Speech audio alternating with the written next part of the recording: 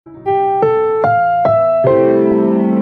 programang ito ay rated SPG. Striktong patnubay at gabay ng magulang ang kailangan. Maaaring may masiselang tema, lengguwahe, karahasan, sexual, horror o droga na hindi angkop sa mga bata. Hawak na nga ng mga tauhan dito ni Moira itong si Lynette at natakot naman ito at nagmamakaawa na huwag siyang sasaktan. Ngunit agad na inuutos dito ni Moira na ipalabas nga na nalooban nga ito at kailangan ay ipapatikim nga dito ang sakit na kanyang naranasan. Kaya naman pagkatapos nilang saktan itong si Lynette ay agad naman naisipan dito na tawagan na lamang itong si Doc Carlos upang ipaalam na hawak nila ang asawa nito.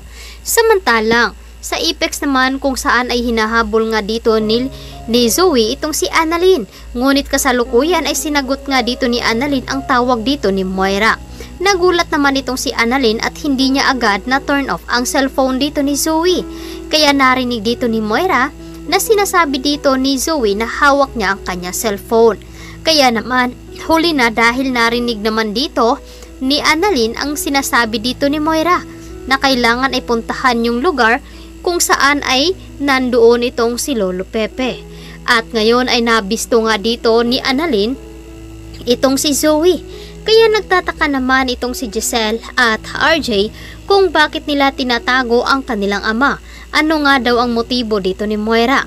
Agad naman sinabi dito ni Giselle na paghihigante ang motibo dito ni Moira dahil nga sa pagbawi nga dito sa Apex. Ang hindi nila alam na meron pang ibang sikreto na hindi dapat mabulgar. At dahil dito ay nakipag-ugnayan itong si Zoe upang hindi magsalita itong si Lolo Pepe. Dahil kapag nagsalita ito ay mawawala nga sa kanila ang lahat. At pati na rin itong si Zoe at malaking iskandalo ito sa pamilya dito nila ni RJ. Siguradong masasaktan itong si RJ kapag nalaman nga dito na hindi niya tunay na anak itong si Zoe. At ito ay anak pala nila dito ni Carlos. Kaya naman itong si Carlos ay natakot rin na baka malaman dito ni Lynette na anak niya itong si Zoe. Na ngayon ay kasal na nga sila dito ni Lynette. Ayaw ni Carlos na mawala itong si Lynette sa kanya. Kaya naman, gagawin rin lahat dito ni Carlos upang matigil ang pag-iimbestiga dito ni Annalyn dito kay Zoe. Dahil tumawag itong si Zoe kay Carlos at na-stress na nga daw siya sa pangingialam dito ni Annalyn. At ngayon ay may lead na nga sila na kasabwat itong si Zoe. Kaya naman pipilitin dito ni RJ na apaaminin itong si Zoe kung saan nga ba itong si Lolo Pepe. Mailigtas nga ba nila ito na ngayon ay may binabalak si Baladja dito sa matanda? At agad naman sinabi ni Baladja na mapagkakitaan nila ng pera itong si Lolo Pepe dahil nga napakayaman nito.